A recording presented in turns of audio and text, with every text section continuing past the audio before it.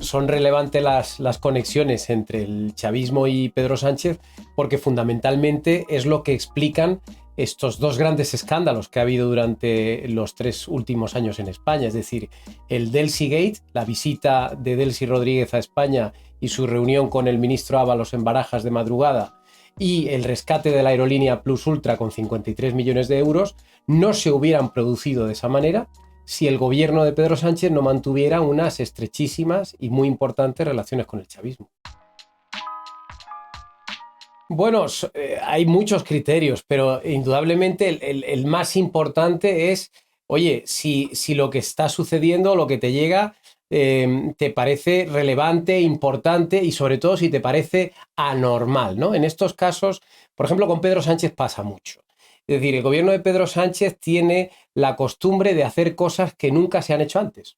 Y entonces, claro, eso es un criterio muy, muy importante a tener en cuenta. Es decir, continuamente está traspasando límites, continuamente está provocando escándalos que, lógicamente, nosotros como periodistas tenemos que coger e informar de ellos, porque son situaciones únicas que no hemos vivido anteriormente, ¿no? Entonces, en el caso del Seagate era muy evidente.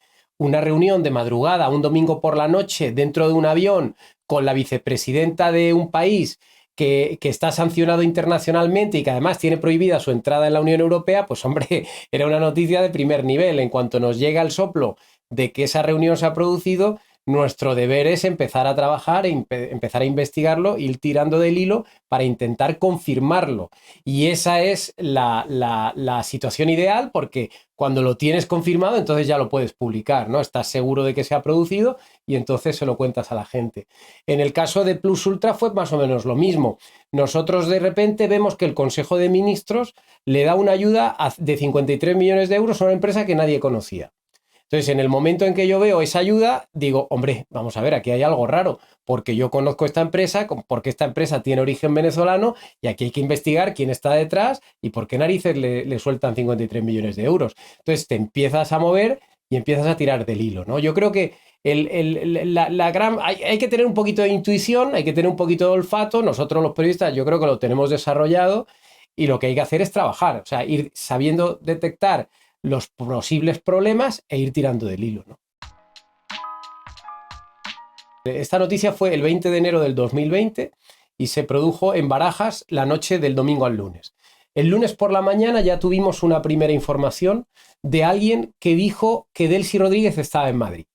Y además lo dijo en Twitter. Entonces nosotros, al ver eso, nos pusimos a tirar del hilo. Es decir, nos había llegado ya un primer soplo, luego lo vimos en Twitter y a continuación empezamos a investigar. Llegamos primero a la información de que quien había entrado en España esa noche era el ministro de Turismo de Venezuela, que ese sí podía acceder porque no estaba sancionado.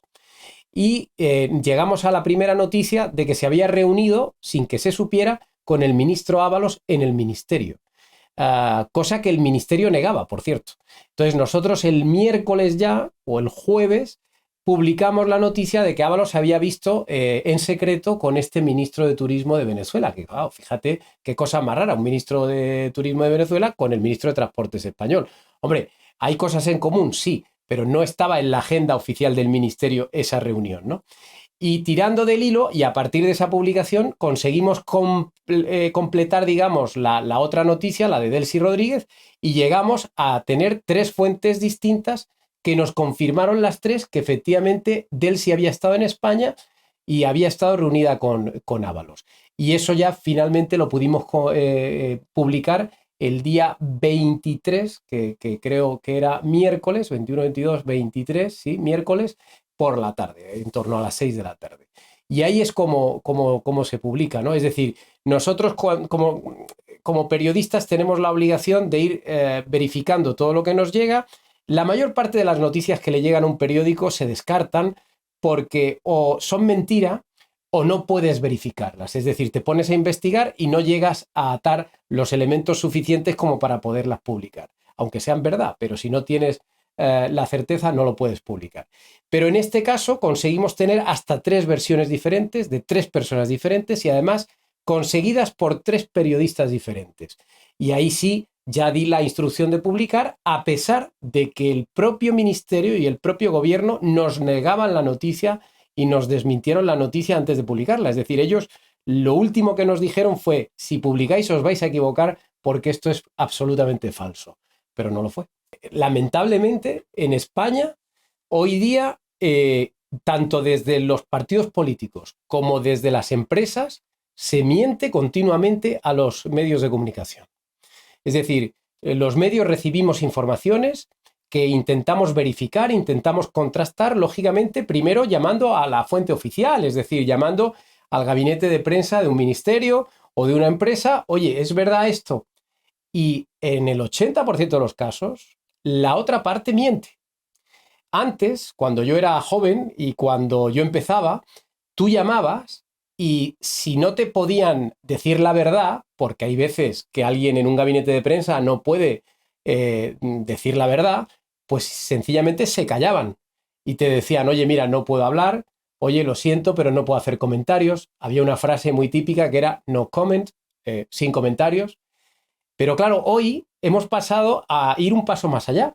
Y ahora no es que se queden callados y no te den respuesta. No, no, no. Es que ahora la inmensa mayoría de las veces te mienten a la cara. Y entonces te dicen, no, completamente falso. No, no hay nada de eso. No, es todo mentira. Y sin embargo, acabas luego viendo, al cabo del tiempo, que era verdad lo que tú sabías. Y sin embargo te mintieron. Entonces, ¿qué ocurre? Que lamentablemente en España los medios de comunicación ya nos hemos acostumbrado a esto y ya sabemos sortear estas mentiras, porque claro, ¿qué hacemos? Llamamos a la versión oficial, a la fuente oficial, y aunque nos mienta y nos diga que es falso, seguimos trabajando y seguimos investigando, porque probablemente si conseguimos atar la noticia, estemos en lo cierto. Y entonces en el caso del Delsigate es un buen ejemplo. Es decir, el Delsigate salió publicado porque había 3 fuentes diferentes que nos lo confirmaron, a pesar de que el gobierno lo negaba oficialmente, tanto antes de su publicación como después de su publicación. Y esto a mí me pasa continuamente y a la gente que trabaja conmigo también. Es decir, estamos hartos de esto. Y esto lo hace el gobierno, lo hace la oposición, lo hacen las grandes empresas. Es una maniobra muy torticera porque lo que trata es de impedir que se publiquen las malas noticias, las que les perjudican. Pero claro, ellos no se dan cuenta de que hoy día el mundo ha cambiado tanto de que es imposible ocultar, tapar una mala noticia. Es decir, hay redes sociales, hay miles de medios de comunicación, hay internet, hay Twitter, hay Facebook. Es decir, al final una mala información, una noticia negativa contra una empresa o contra un gobierno, contra un partido político, se va a acabar filtrando, se va a acabar conociendo, porque basta con que un empleado de una empresa se abra un perfil falso en Twitter y ponga ahí cualquier cosa y ya está, y ya empieza a propagarse la noticia. Es decir, eso ya hoy es imposible. Quizás hace 30 años sí que se podía parar una información y sí que se podía evitar su publicación, pero hoy es casi imposible que una noticia crítica acabe sin publicarse. Normalmente se acaba publicando. Lo que pasa es que, claro, los periodistas necesitamos tiempo para seguir investigando y atarla bien, ¿no? A ver, primero, es evidente que la sociedad española ahora mismo va por un lado y los medios de comunicación van por otro. Los medios de comunicación de masas, los principales, los más importantes. ¿Por qué se da esta situación? Porque la sociedad ha desconectado de los grandes medios. ¿Y por qué ha desconectado de los grandes medios? Porque claramente la sociedad no es imbécil. La sociedad está viendo que no les están contando toda la verdad, que hay cosas que nos están contando, que hay cosas que se ocultan, que hay cosas que se cuentan de otra manera. ¿Y por qué se da esa circunstancia? Porque lamentablemente los medios en España son muy débiles, son muy débiles. Tienen unos problemas financieros terribles. La mitad están quebrados porque son medios de comunicación que arrastran gravísimos problemas económicos históricamente. Y entonces, ¿qué ocurre? Que están en manos, los medios de comunicación, por esa debilidad financiera, están en manos ¿de quiénes? Pues de los que les financian, que en buena medida son los anunciantes y luego, por supuesto, sus accionistas. Pero claro, ¿qué ocurre? Que en España el principal anunciante es el gobierno. Entonces, si tú como medio de comunicación eres débil y dependes muchísimo de los anunciantes porque necesitas ese dinero para sobrevivir y resulta que el principal anunciante, es decir, tu principal vía de ingresos es el propio gobierno, estás en manos del gobierno. Entonces, claro, ante esta tesitura hay muchos medios que, lógicamente, optan por plegarse al gobierno, porque así tienen asegurado el caudal de ingresos continuamente. Al gobierno que toque, o sea, porque en realidad hay medios especialistas en ir girándose en función de quién gobierne en la Moncloa, ¿no? Entonces, esto es verdaderamente ahora mismo, yo creo, el gran problema de los medios en España, que están en manos del gobierno y la gente lo percibe. Hay una parte de la población que lo rechaza precisamente porque ve demasiado evidente esa comunicación entre el gobierno y los medios. Entonces, ¿qué ocurre? Que en un escándalo como el del Seagate, donde está afectado el ministro de Transportes y a su vez el número 2 del Partido Socialista, pues claro, hay medios que cuando se publicó, cuando nosotros lo publicamos, pues dijeron, no, no, aquí esto no tiene importancia, esto es poca cosa, aquí no hay nada de escandaloso. ¿Por qué lo hicieron? Por una sencilla razón, porque el Ministerio de Transportes, que era el de Ábalos, es de todo el gobierno el que más invierte en medios de comunicación. Es el que más gasta, porque es el ministerio que normalmente tiene más presupuesto, no solo para obras, sino también para publicidad institucional.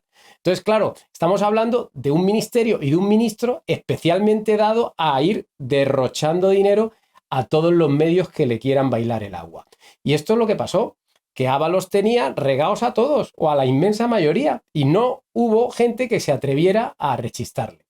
Incluso se dio la paradoja de que a los 3 días de publicar el del Seagate hubo periodistas muy importantes y no precisamente de izquierda que escribieron artículos donde literalmente decían que el del Seagate eran invenciones periodísticas. Pero vamos a ver, pues ya ha quedado todo acreditado. Es decir, Delcy Rodríguez llegó, aterrizó, se vio con Ábalos y descargaron 40 maletas. Punto. Eso está acreditado y además acreditado ante la justicia. Los jueces lo investigaron y los jueces al final archivaron el caso en España porque consideraban que quien tenía que sancionar era la Unión Europea, puesto que la normativa que se había infringido era una normativa europea, puesto que había entrado alguien que estaba sancionado por la Unión Europea. Los jueces españoles no sancionaron por ese motivo, pero los jueces, en su auto de sobreseimiento, efectivamente dan como hechos probados todo lo que se publicó en su momento. Por tanto, nadie puede argumentar que fueran invenciones.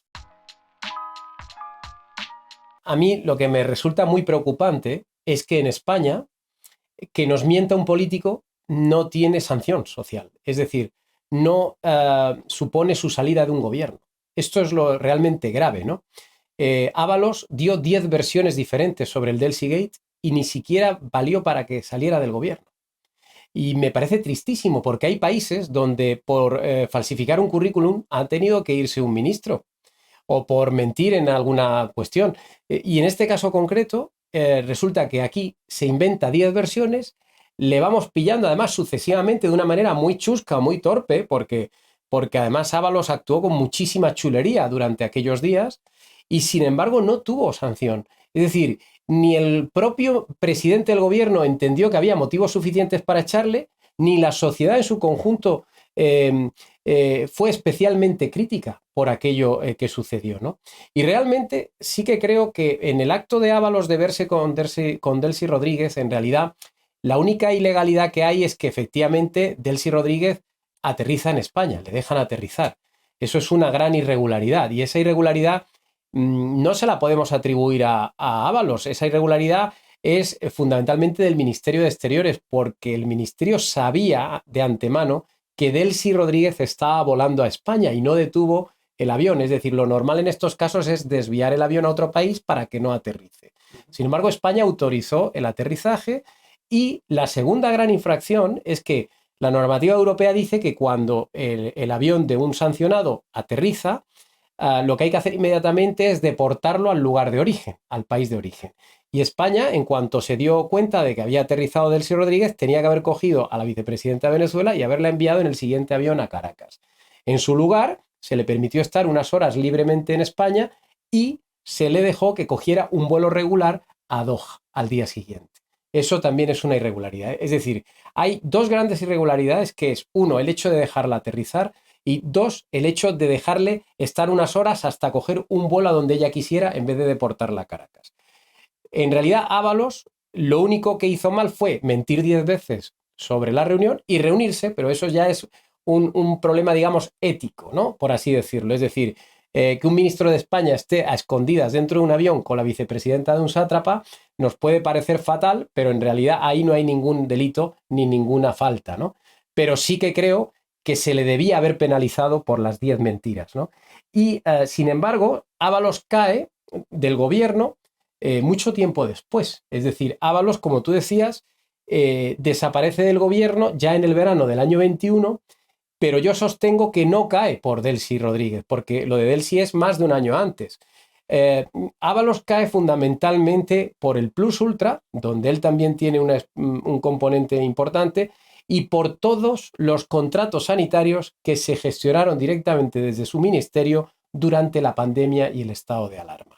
Ahí hay una serie de cosas muy, muy, muy oscuras que hemos intentado investigar, algunas se han publicado, otras todavía nos falta por demostrar, pero yo creo que Sánchez, por un lado, ve eso y le empieza a temblar todo, y por otro lado, ya sabemos también que en un momento dado hay una parte del gobierno, sobre todo el sector feminista, que empieza a ver en fin, no sé cómo decirlo, no empieza a ver bien que un hombre como Ábalos siga en el gobierno cuando el Partido Socialista pretende abolir la prostitución. Entonces hay un momento dado en el que un sector del gobierno convence a Pedro Sánchez de que quizás no es buena idea que el señor Ábalos permanezca en el gobierno teniendo la vida tan disoluta que tiene. Y eso lo contamos nosotros en su momento en The Objective también, pero no por nada, sino porque nos parecía relevante. Es decir, había que explicarle a la gente por qué Sánchez sacaba de su gobierno a Ábalos cuando había sido su hombre de confianza durante todos estos años. Bueno, yo creo que generó polémica porque, por lo que decíamos antes, porque es un tema tabú. Es decir, Ábalos es un personaje tabú que tiene muchísimos lazos entre los medios de comunicación y entre los periodistas. Ábalos es un personaje que en general cae bien a la prensa, es una muy buena fuente de información para muchos periodistas, o lo ha sido, y por tanto, bueno, pues no todo el mundo está dispuesto a sacar informaciones críticas respecto a Ábalos. Yo en realidad no tengo nada contra Ábalos. Yo lo único que quiero es que mi país sea cada día un poquito mejor. Y por tanto voy a seguir poniendo la lupa allí donde vea posibles problemas, porque yo lo que quiero es que nuestro dinero se administre lo mejor posible y que no malgastemos el dinero ni cometamos ciertos abusos. Entonces, yo creo que en el caso de Ábalos, todo lo que hemos denunciado, tanto en Voz Populi como ahora el equipo que estamos en The Objective, va en esa dirección. Es decir, nosotros hemos sacado el Delcy Gate y creo que nadie nos podrá reprochar haberlo hecho porque, oye, si no nos hubiéramos enterado de esa reunión. Hemos sacado el Plus Ultra, sacamos todos los contratos chuscos que se firmaron desde el Ministerio de Ábalos, hemos sacado las juergas de Ábalos en Canarias, que ya no nos acordamos, pero es que pagaba con dinero en efectivo en billetes de 500. Esto lo publicamos también en su momento. Y ahora lo que hemos publicado es una serie de informaciones muy graves. Primero, que le sacaron del gobierno por tener una vida disoluta. Pero es que yo no estoy acusando de nada al señor Ábalos. Yo lo que estoy diciendo a los lectores es por qué le echaron del gobierno. Y yo no tengo culpa de que le echen por su vida disoluta. Me hubiera encantado que lo hubieran echado por el Delcy Gate, pero es que no fue así. Y luego, a raíz de esa información, que se ha tapado o se ha intentado tapar y desacreditar mucho a The Objective, pero nosotros a raíz de esa información dimos 7 informaciones más. Y la gente no se ha molestado en leerlas, porque ahí contábamos cómo este señor, siendo ministro, gastaba miles de euros que le pasaba puntualmente al Partido Socialista, en gastos muy extraños, y que en el Partido Socialista saltaron las alarmas, y que el propio gerente, las secretarias, todo el mundo se alarmó al ver todos los gastos que estaba pasando y de qué se trataba. Hemos contado también cómo este señor, nada más salir del gobierno, empieza su verano yendo o él o su secretario Koldo García a 8 países diferentes en menos de 3 meses. Y no países cualesquiera. han estado en Guinea Ecuatorial. Curiosamente, por cierto, estuvieron en Guinea el día que se autorizó la línea para Plus Ultra entre Guinea y Madrid, entre Malabo y Madrid. Y oye, creo que merecemos una explicación. ¿Qué hacía el señor Ábalos en Guinea en el verano del año 21? ¿En calidad de qué estaba allí? ¿Participó en alguna decisión de estas de abrir la ruta Malabo-Madrid? Por ejemplo, también hemos publicado que el señor Ábalos se fue a República Dominicana a verse con el ministro de Sanidad acompañado de un empresario español, un empresario del sector sanitario, al que el gobierno y el propio Ábalos había dado un contrato de 600.000 euros el año anterior. ¿En calidad de qué fue Ábalos a ver al ministro de Sanidad de República Dominicana cuando ya no era ministro? ¿Qué iba a hacer de intermediario con este empresario? ¿Y qué favores tienen entre ellos? Porque, claro, el señor Ábalos es diputado todavía, hay que recordarlo, es decir, hay cosas que no puede hacer y si las está haciendo debería declararlas ante la Hacienda española. Es decir, yo creo que la figura de Ábalos es una figura muy controvertida, que no tengo nada contra ella, pero que sí que creo que tengo la obligación como periodista de señalar o de investigar todo lo que hace, pero como voy a seguir haciendo con otros personajes. Es decir, aquí hay, por ejemplo, personajes tan interesantes como Zapatero. A Zapatero hay que seguir viéndole todo lo que hace, porque tiene unas relaciones un poco extrañas, con Venezuela sobre todo. Pero también hay que investigar al señor Moratinos, al señor Bono. Yo en el libro cuento un caso que probablemente la gente no conoce, que es el que tiene que ver con las fragatas de Bono. Bono, siendo ministro de Defensa con Zapatero, le vende a Hugo Chávez una serie de barcos y es un contrato muy limpio porque es entre el gobierno de España y el gobierno de Venezuela. Pues bien, la justicia ha determinado años después que Venezuela pagó un sobrecoste de 42 millones de euros y que ese sobrecoste, esa comisión ilegal, la introdujo en una cuenta bancaria en Suiza y que de esos 42 millones, 12 han acabado en manos de 2 españoles que eran altos cargos del gobierno del Partido Socialista de la época. Yo doy en el libro los nombres de estos señores. Eran altos cargos de Navantia y de el INI, el Instituto Nacional de Industria. Y aquí estamos. Los españoles prácticamente no se han enterado, pero ha habido una comisión ilegal de 12 millones de euros como mínimo y ha pasado completamente desapercibida. Pero detrás de esa operación está el señor Bono, al que nunca le hemos cazado. Pero lamentablemente yo creo que porque hay una parte de medios que no quieren mirar y otros pues que a lo mejor no pueden o no tienen los medios suficientes. Porque ese es otro punto importante. Es decir, yo desde Voz Populi o de The Objective puedo llegar hasta donde puedo. Es decir, somos medios pequeños que tenemos muy pocos recursos, muy pocos periodistas. Si yo tuviera un poquito más de recursos y de periodistas, podría llegar más lejos. Pero hay cosas a las que no puedo llegar porque es que no tengo dinero para seguir investigando. Entonces, lamentablemente estamos ahí siempre jugando en el límite, o sea, intentando confirmar cosas que si tuviéramos un poquito más de dinero seguramente ataríamos mucho antes, ¿no? Aquí el caso Plus Ultra reconozco que hay un poco de intuición también y de olfato, ¿no? Pero en realidad lo que hay es una periodista, que es Beatriz Triguero, que ve que esa tarde el Consejo de Ministros ha dado una cantidad de dinero enorme a una empresa que ella no conoce. Y entonces ella es la que tiene la primera habilidad de decirme, oye Álvaro, aquí pasa algo raro, porque el gobierno está dando 53 millones de euros, que no es cualquier cosa, a una empresa que yo no conozco de nada, a pesar de que soy la especialista en líneas aéreas. Y entonces, en ese momento le digo, oye, pero ¿cómo se llama la empresa? Y me dice Plus Ultra. Y ahí, claro, se me encendió la bombilla, porque yo sí conocía Plus Ultra. Y no me preguntes por qué, porque realmente tampoco te sabría decir por qué exactamente yo sabía que Plus Ultra era Venezuela, pero lo sabía. Y en ese momento lo vi, claro, digo, uy, aquí hay algo raro. Vamos a investigar, y por eso puse al equipo a investigar, porque se trataba de ver exactamente qué conexiones había entre Plus Ultra y Venezuela.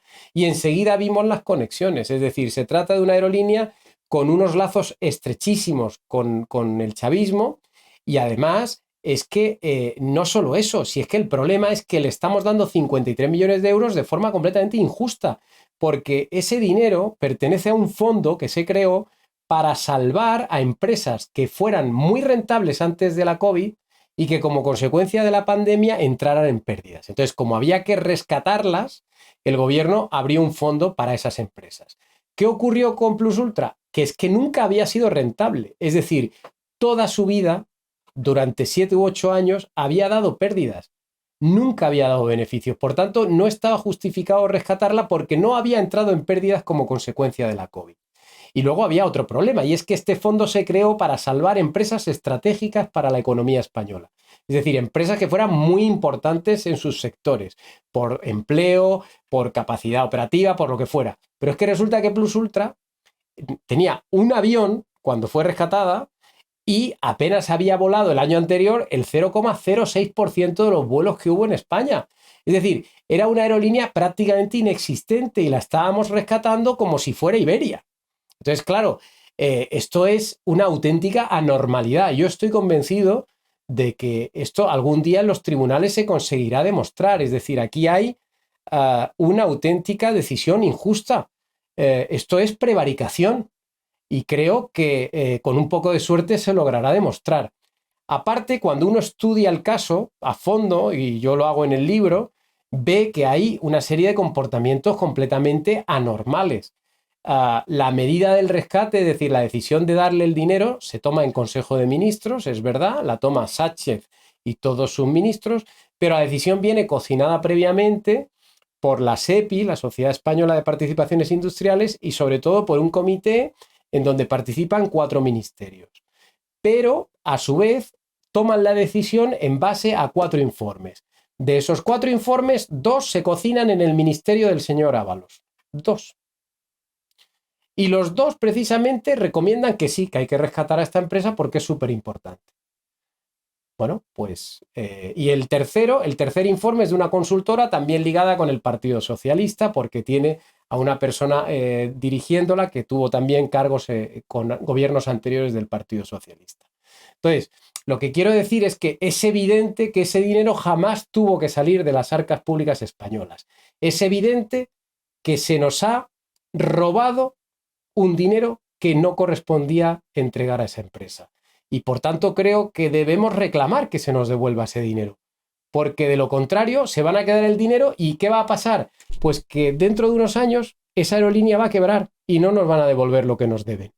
Como han hecho, por cierto, sus gestores anteriormente. Los gestores de Plus Ultra han quebrado 3 empresas antes, 3 aerolíneas más. Air Madrid. Los que quebraron Air Madrid están en Plus Ultra. Los que quebraron una empresa, una aerolínea de Asturias, que creo que se llamaba Air Asturias, también están aquí detrás. Y tienen otra quiebra en Venezuela y en República Dominicana de una aerolínea que se llama Santa Bárbara.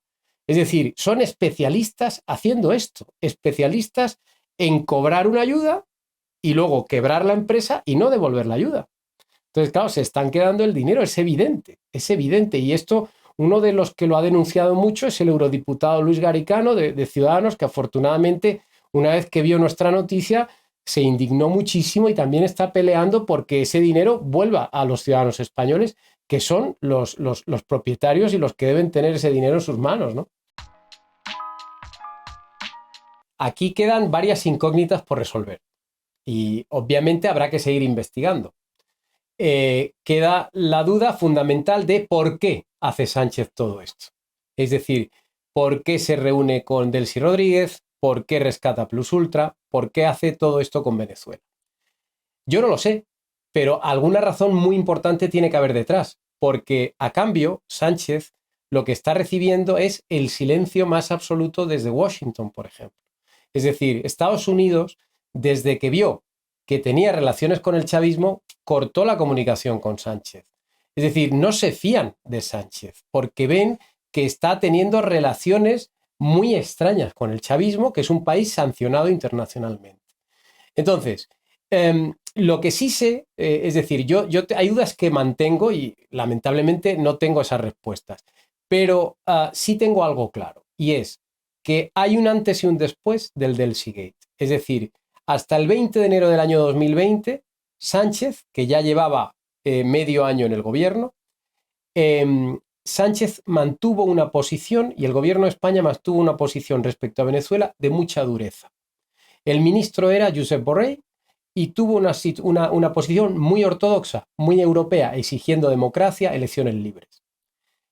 El día 20 de enero de 2020, ahí, ya año y medio después de la llegada de Sánchez al poder, ahí pasa algo. En esa reunión pasa algo. Yo lo que digo en el libro es que hay un intercambio de documentos dentro del avión, le enseña una serie de documentación del Elsie Ábalos. No sé de lo que hablan, no sé si ella le chantajea a él con información, no sé si están hablando de Podemos, no sé de qué están hablando, pero lo que sí sé, y lo demuestro en el libro, es que desde ese día hay una serie de cosas que suceden que cambian completamente las relaciones del gobierno con Venezuela. La semana siguiente el gobierno decide, en la gira que hace Juan Guaidó a Europa, decide que Sánchez no le recibe, a pesar de que sí le reciben otros líderes europeos. Luego el gobierno destituye al embajador español en Caracas, que era un tipo molesto para el régimen chavista. Al poco el gobierno obliga a Leopoldo López, que estaba alojado en la embajada española, a irse porque no era bienvenido allí. Y cuando Leopoldo López consigue fugarse y llega a España, el gobierno ni siquiera va a recibirle al aeropuerto y llega poco menos que de incógnito. Es decir, hay una serie de hechos que demuestran que España desde ese día viró respecto a Venezuela. Por tanto, algo muy importante tuvo que hablarse en esa reunión. La gente me pregunta, ¿pero qué es exactamente? Bueno, yo puedo intuir que efectivamente probablemente el chavismo tenga pruebas de cómo algunos socialistas se han lucrado gracias a su régimen.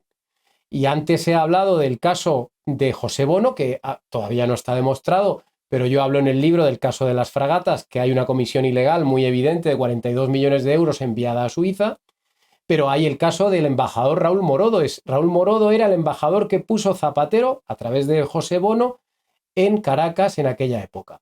Y está demostrado porque se está investigando que cobró comisiones ilegales de la petrolera venezolana PDVSA durante un montón de años. ¿Y ese dinero dónde acabó? ¿Acabó en las manos de la familia Morodo o fue a otro lugar? No lo sé, pero yo creo que ahí también puede haber información sensible que a lo mejor en un momento dado Delcy Rodríguez comunicó a Ábalos. No lo sé, pero creo que puede ir por ahí la cosa. Las relaciones de Zapatero. Es decir, Zapatero sabemos que está haciendo cosas en Venezuela que seguramente le están reportando algún ingreso. Entonces, yo creo que aquí hay una serie de relaciones de determinados líderes socialistas con Venezuela que probablemente sean muy importantes y que a lo mejor en un momento dado se haya intentado tapar de alguna manera. Y luego está la cuestión de las maletas. Ese día, el día del Delcy Gate, se descargan 40 maletas en Madrid. Obviamente hay todo tipo de teorías. Yo lo que publiqué en su momento es que entraron 40 maletas en España y no hubo ningún tipo de control fronterizo ni de seguridad, es decir, pasaron olímpicamente del aeropuerto a una furgoneta de la embajada venezolana y no sabemos más de ellas porque al día siguiente no regresaron al avión, es decir, las maletas de Delcy se quedaron en España, eso lo tenemos seguro porque sabemos que no se volvieron a subir al avión cuando ella se marchó de España a Doha ni cuando su avión original se marchó a Turquía. ¿Qué contenían las maletas? Yo no lo sé. Hay teorías que hablan de oro. Yo me inclino más a pensar que era dinero en efectivo porque hay mucho precedente respecto a que el gobierno venezolano suele viajar con grandes maletas de dinero en efectivo porque tienen bloqueadas las cuentas internacionalmente, porque están sancionados y necesitan mucho dinero, mover mucho dinero para pagar el gasto corriente de sus embajadas y consulados, por ejemplo, en Europa, ¿no? Hay que pagar las nóminas de los funcionarios, hay que pagar el gasto corriente, es decir, yo creo que ese dinero, esas maletas podrían haber contenido dinero. Ahora bien, yo no estoy seguro, no lo sé, si una parte de ese dinero se utilizó para chantajear a alguien, para sobornar a alguien, para comprar a alguien, esto no lo sé. O sea, hay cosas que no sabemos, es que esto no es una película. El problema que a veces tenemos, yo entiendo la frustración de la gente. Dicen, no, es que faltan cosas. Claro, ya sé que faltan cosas, pero es que yo no soy el New York Times. O sea, si yo tuviera 300 o 400 periodistas, te doy mañana las respuestas. Pero yo todo no lo puedo llegar a saber, porque además hay cosas que tendrá que pasar mucho tiempo hasta que las conozcamos. Hay que ser conscientes de que yo estoy publicando un libro crítico con Sánchez durante el gobierno de Sánchez. Es decir, estamos hablando de escándalos del gobierno que está en ejercicio. Normalmente los escándalos se acaban esclareciendo en España a los 10 años, a los 15 años, cuando alguien ya se ha cabreado, ha dicho la verdad, ha ido a un juez y le ha contado su versión porque no ha cobrado la comisión que le habían prometido. Es decir, yo creo que hay que darle tiempo a esto y que estoy seguro que dentro de 5 o de 10 años acabaremos sabiendo mucho más y acabaremos completando las piezas del puzzle que nos faltan. Yo creo que es evidente que ahora mismo las buenas relaciones con el chavismo las mantiene el Partido Socialista. Y las mantiene el Partido Socialista fundamentalmente a través de José Luis Rodríguez Zapatero, que es el vínculo, que es la persona, es el europeo mejor conectado con el régimen chavista. Esto es un hecho y esto es así. Y cualquiera que quiera entrar en Venezuela a montar un negocio o hacer algo con Venezuela tiene que pasar por Zapatero. Esto es evidente. Por tanto, las relaciones hoy día son más importantes las del PSOE que las de Podemos. Podemos tuvo un papel importante al principio, es decir, cuando Hugo Chávez estaba vivo, es verdad que el chavismo, digamos que jugó un papel determinante para financiar el inicio de Podemos. No Podemos, sino la fundación, la plataforma que usaron anteriormente. Y ahí hay una serie de vínculos que yo también cuento en el libro, a través de las universidades y de profesores, y es verdad que ahí sí que estuvo muy activo Chávez. Porque a Chávez siempre le gustó mucho. Chávez era un tipo muy narcisista también, entonces le apasionaba esto de que hubiera profesores universitarios en Europa apasionados por su figura. Y entonces, claro, como Monedero y todos estos le convencieron de que era una especie de nuevo dios en la tierra, pues efectivamente les prestó su ayuda. Pero eso ya pasó y sobre todo cuando Podemos entra en política en España y ve que Venezuela es un tema que se usa recurrentemente en su contra, Podemos va alejándose progresivamente del chavismo. Y hoy día, en realidad, Podemos tiene muchas mejores relaciones con Argentina, con el gobierno argentino del señor Fernández, que con el chavismo. Y ahora voy a la segunda pregunta que me hacías. Tú me decías, ¿cómo es posible que Sánchez salga indemne de todo? Bueno, pues primero, porque tiene, como decíamos antes, la mayor parte de los grandes medios de comunicación a su favor. Es decir, los medios de comunicación, no digo yo que le defiendan, pero tampoco están criticándole todo aquello que hace mal. Hay una serie de medios que son condescendientes con el sanchismo y con Pedro Sánchez. Y luego hay otra parte, y es que yo creo que los tiempos en los que estamos ahora van tan rápido, es decir, el mundo va tan rápido, pasan tantas cosas todos los días, que no nos da tiempo a procesar los escándalos. Es decir, hoy hay un escándalo, pero es que ayer había otro y ya lo hemos olvidado. Y mañana habrá otro que nos hará olvidar el escándalo de hoy, ¿no? Entonces, claro, son tantos los escándalos que yo creo que Sánchez ha aprendido que cuando sale un escándalo no hay que tomar ninguna medida. Que no pasa nada porque el tiempo lo cura todo. Él, si recuerdas, cuando llegó al gobierno, en los 3 primeros meses tuvo que echar a 2 o 3 ministros por cuestiones menores. Eran escándalos menores que hoy nos parecerían broma, pero en realidad él se equivocó, pecó de bisoñez, porque se metió a destituir ministros cuando en realidad no tenía por qué. Y con el tiempo él ha aprendido que no pasa nada, que pase lo que pase hay que aguantar. Él tiene el libro este del Manual de la Resistencia. Entonces yo creo que él ha aprendido que en el mundo de hoy no hay escándalo que le vaya a tumbar, que él tiene que resistir, taparse y tirar para adelante. Y que mañana aparecerá otra cosa que tapará lo de hoy. Y así estamos. Es decir, fíjate, te voy a dar solo un ejemplo que ha pasado esta semana y que me tiene indignadísimo. Es verdad que estamos con una guerra en marcha en Ucrania. Es verdad que estamos en una crisis de desabastecimiento, con una inflación disparada. Es verdad que hay problemas gravísimos.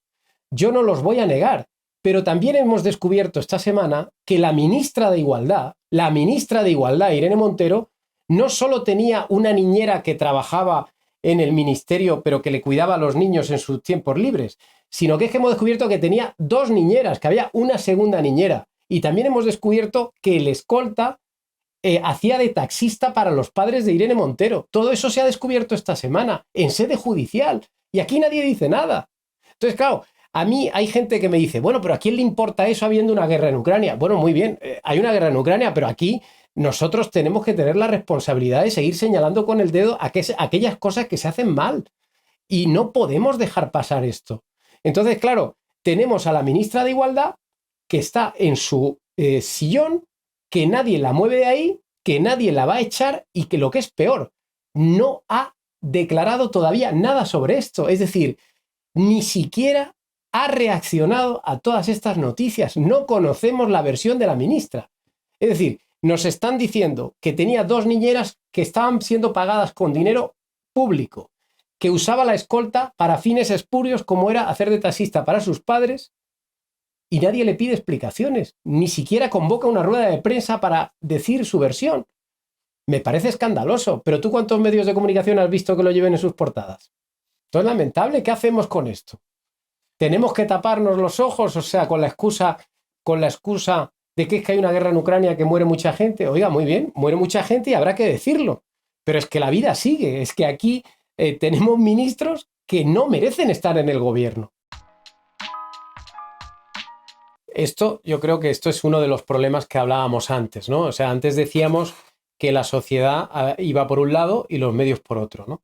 Y yo creo que es evidente que en España ahora mismo hay una doble vara de medir según quién cometa el error o según quién cometa el escándalo. Es evidente. Con el tema de los contratos se ve clarísimamente. Yo durante toda la pandemia estuve denunciando un montón de contratos adjudicados a dedo por el gobierno de España con un tufo horroroso, horroroso. Daré 2 ejemplos para que los que nos estén viendo se puedan hacer una idea de la magnitud del asunto. 200 millones de euros adjudicados a dedo a una empresa de Hong Kong administrada por un chico de 26 años y creada 6 meses antes de que estallara la pandemia. Cuando España paga los 200 millones por comprar mascarillas en China a esa empresa de Hong Kong, la empresa coge los 200 millones y rápidamente reordena, recoloca y camufla la empresa y la reconvierte en otra cosa diferente. Si yo tuviera un periodista en Hong Kong, evidentemente estaría investigando este asunto, pero en su día lo denuncié y nadie me hizo ni puñetero caso. Segundo ejemplo, 50 millones de euros que se han ido en 3 contratos diferentes a una empresa de Zaragoza que se llama Soluciones de Gestión. Una empresa que está en un pisito de Zaragoza, en un piso de viviendas de Zaragoza, que no tenía ninguna actividad prácticamente en los últimos años, que no se dedicaba a nada de tema sanitario, que no tenía ninguna experiencia trayendo material desde China, pero que sin embargo es la elegida por el gobierno para suministrar las mascarillas.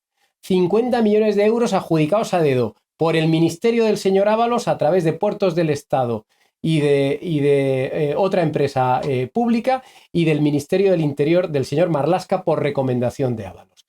200 más 50, 250 millones de euros. Hay más ejemplos, pero estos son los más escandalosos desde mi punto de vista. Cuando yo publiqué todo esto, nadie dijo nada, nadie investigó nada, nadie pidió una comisión de investigación en el Parlamento. Y sin embargo ahora nos fijamos en que Ayuso tiene un hermano que lleva 14 años trayendo material sanitario desde China, es decir, lleva 14 años trabajando con los hospitales de la Comunidad de Madrid vendiéndoles material sanitario procedente desde China porque se dedica a ello, y nos estamos fijando en un contrato del que efectivamente él saca una comisión porque es un comercial que cobra comisiones por traer y vender cosas. ¿Nos puede parecer mal? Sí, y yo reclamo transparencia absoluta. Yo creo que hay que exigir transparencia y que se debe investigar ese escándalo. Pero, hombre, no podemos comparar. No tiene nada que ver. Primero, porque las dimensiones del dinero son completamente diferentes. Estamos hablando de millones de euros adjudicados a dedo. Hay que recordar que el gobierno de España adjudicó 1.000 millones de euros a dedo durante la pandemia. 1.000 millones. No podemos comparar eso con este contrato de la Comunidad de Madrid, que si no recuerdo mal son 250.000 euros y de los cuales se lleva una comisión, no sé de cuánto es, pero vamos, muy poquita cosa. Para lo que es el otro contrato. Y luego hay una gran diferencia, y es que los 250 millones de los que yo he hablado antes se adjudicaron a dedo a empresas que no hacían eso, que no traían normalmente material sanitario desde China. Sin embargo, el hermano de Ayuso está demostrado que lleva 14 años haciendo eso. ¿Tiene que dejar el hermano de Ayuso su trabajo porque su hermana sea presidenta de la Comunidad de Madrid? Bueno, a lo mejor sí, pero habrá que decirlo, porque, hombre, lo que no podemos es obligar al hermano de Ayuso a estar en el paro y a no seguir trabajando como ha hecho toda su vida, ¿no? Por tanto, yo sí que creo que hay una doble vara de medir. Y lamentablemente eso lo potenciamos los medios de comunicación. Es evidente que estamos poniendo muchas veces el foco en cosas que no son tan determinantes, que no son tan importantes como otras que sí lo son y han pasado desapercibidas. Yo suelo poner un ejemplo con el caso Plus Ultra. En España tenemos grupos parlamentarios, grupos políticos que sistemáticamente quieren poner impuestos a las empresas, subirles los impuestos porque consideran que las empresas nos roban, que abusan, que son demasiado ricas, que ganan demasiado dinero. Muy bien, ese discurso lo respeto, no lo comparto, pero lo tienen Podemos, Más País, Compromís, Esquerra Republicana, Bildu, en fin, hay muchos partidos que tienen este discurso en el Congreso. Cuando yo desvelé el escándalo Plus Ultra, en la concesión de 53 millones de euros a una empresa prácticamente inexistente, ninguno de estos grupos políticos lo denunció, ninguno criticó el asunto. Y cuando la oposición pidió abrir una comisión de investigación en el Parlamento, ninguno de estos grupos parlamentarios la apoyó. Rechazaron que se constituyera esa investigación. ¿Pero por qué motivo? ¿Cuál es el motivo de que estos grupos políticos no quieran investigar la concesión de 53 millones de euros a una empresa completamente fantasma? ¿Pero qué intereses hay aquí detrás? Yo no lo sé, pero me sorprende que estos partidos políticos, que a veces son tan críticos con las empresas, sean incapaces de ver que nos han robado 53 millones.